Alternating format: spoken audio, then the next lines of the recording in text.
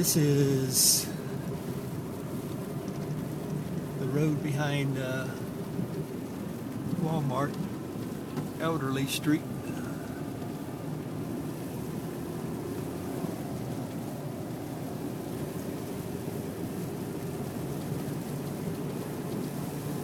Quite a few cars didn't make it up the hill here.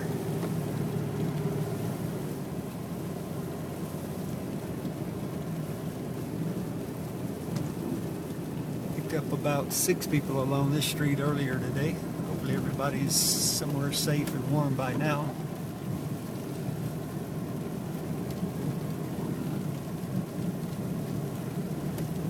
Pretty slick.